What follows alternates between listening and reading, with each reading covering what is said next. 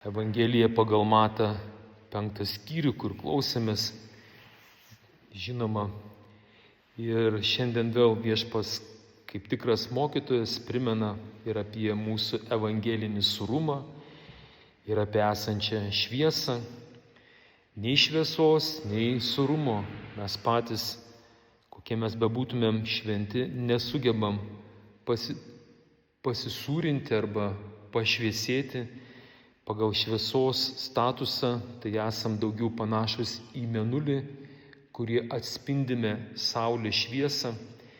Ir kai kalba Viešpats Jėzus, jūs esat pasaulio šviesa, labai gerai yra šiandien 4 psalmė, kuri kalba, kaip ta šviesa mumise jinai šviečia.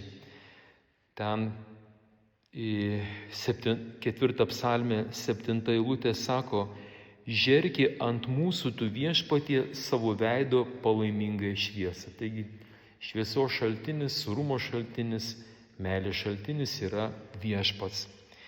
Ir tada 8 eilutė 4 psalmė sako, kad jeigu tu, Dieve, švieti į mane savo palaimingąją šviesą, pridėkime, jeigu tu pasūdai mane, tada mano širdžiai tai yra pats didžiausias džiaugsmas, netgi didesnis negu kad kviečio derlius ar naujo vyno apstybė. Tai vadinasi, negu visi kiti pasaulio sotumo kriterijai arba vaizdiniai.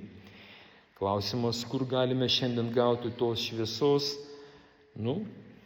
Man taip geriausias toksai puikus palyginimas mūsų laikais, mūsų bažnyčia, tai atsiradęs švenčiausio sakramento garbinimas, jisai turi visus kriterijus, kad išpildytų šias švento rašto vietas.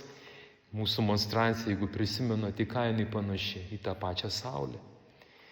Kristaus kūnas, kiek mes išbūnam toje Dievo saulėje, tiek ir turim to šviesos, tiek ir turim to surumo.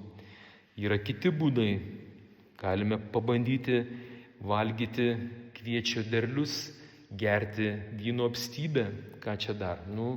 Dar kažkoks būdas, bet nusivilsim.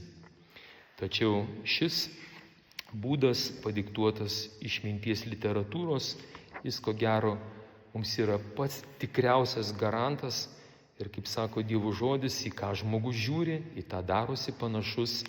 Amen.